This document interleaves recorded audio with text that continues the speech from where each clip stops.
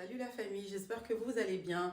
Alors j'entends souvent cette remarque que le mariage des gens qui prient ne dure pas assez longtemps, le mariage des gens qui vont dans les églises, etc. ne dure pas assez longtemps, contrairement aux autres. Donc je ne sais pas, je pense que vous aussi vous devez entendre cette réflexion.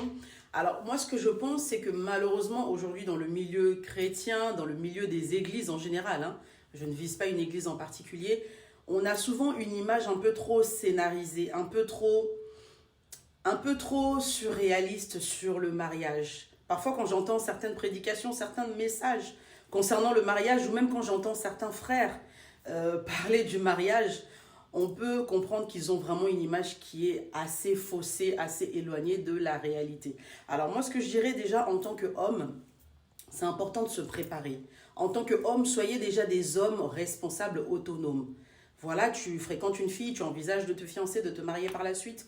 Prends déjà un appartement, une maison comme tu veux, commence déjà à payer ton loyer, à payer tes charges, à remplir ton frigo, à organiser ta vie, à essayer de prendre soin de toi-même de A à Z, à économiser si c'est possible de temps en temps, du moins le plus possible. Sois déjà responsable seul pendant 6 mois, 1 an, 2 ans.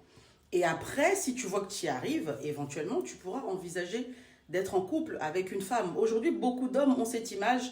Je vais ramener 1 000 euros, la fille aussi va ramener 1 000 euros ou 700 euros, on va mélanger ça ensemble. Non. Focalise-toi d'abord seul, comme si il n'y aurait aucun autre apport de qui que ce soit. Beaucoup d'hommes aujourd'hui envisagent de se marier. Oui, c'est vrai que la femme est une aide, mais sois déjà responsable toi-même.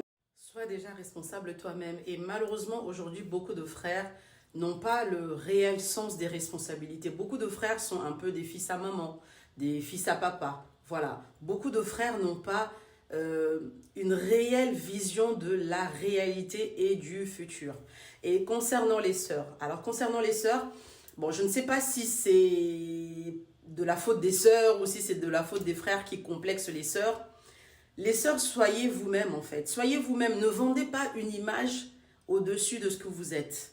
Ne donnez pas une image au-dessus de ce que vous êtes. Aujourd'hui, beaucoup de frères sont déçus parce qu'ils se disent, quand je voyais la sœur, je ne l'imaginais pas comme ça. Quand on était en période de fréquentation, de fiançailles, je ne voyais pas la sœur comme ça. Donc moi, ce que je dirais aux sœurs, soyons nous-mêmes.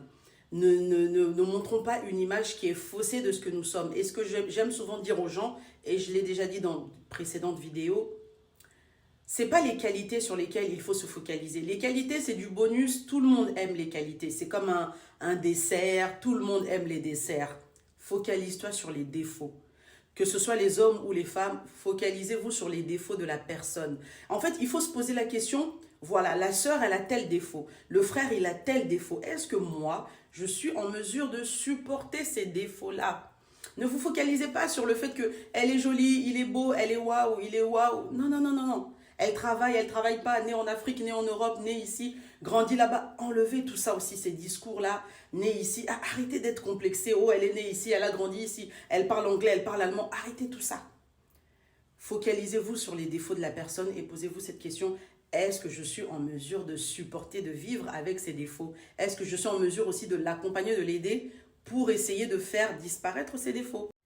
Et enfin, nous les familles, nous les parents, on a aussi un grand rôle à jouer. L'Église ne peut pas tout faire. L'Église ne peut pas tout dire. Les parents, c'est important d'accompagner vos enfants sur le chemin de la vie de couple. Je ne comprends pas, parfois quand je vois certains parents, c'est comme s'ils ont peur de leurs enfants. Ça, j'ai jamais compris ce phénomène.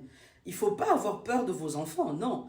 Les parents, c'est important d'accompagner vos enfants. Vous-même, vous êtes en couple ou vous l'avez été. Accompagnez votre fils. Vous voyez qu'il devient un homme, expliquez-lui comment ça se passe, comment on gère le foyer, comment on gère les finances, comment on gère la vie intime. Pareil aussi les mamans, prenez votre fille à côté. Expliquez-lui comment fonctionne la vie de couple. Ne laissez pas vos filles se lancer comme ça dans l'inconnu. Ne laissez pas vos fils comme ça se lancer dans l'inconnu. On peut dire des choses de manière polie, de manière correcte. Enlevez les sujets tabous avec les enfants. Expliquez à votre fils qu'est-ce qui les attend dans la gestion du foyer. Et pareil avec vos filles.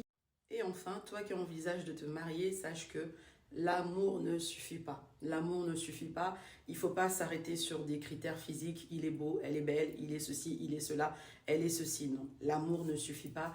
Il faut vérifier si vos comportements sont compatibles. Et surtout, je voulais vraiment insister là-dessus.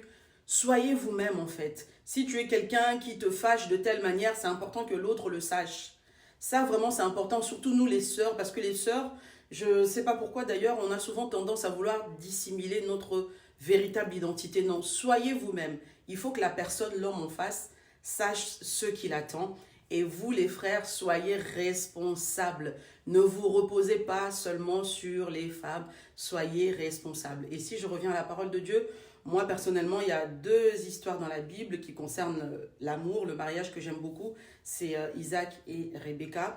Et bien évidemment, c'est Ruth et Boaz. Donc je vous invite aussi à lire aussi ces histoires-là. Bien sûr, on se base sur la parole de Dieu, bien évidemment. Nous avons la foi, mais que la foi ne nous déconnecte pas des réalités actuelles. Soyez bénis.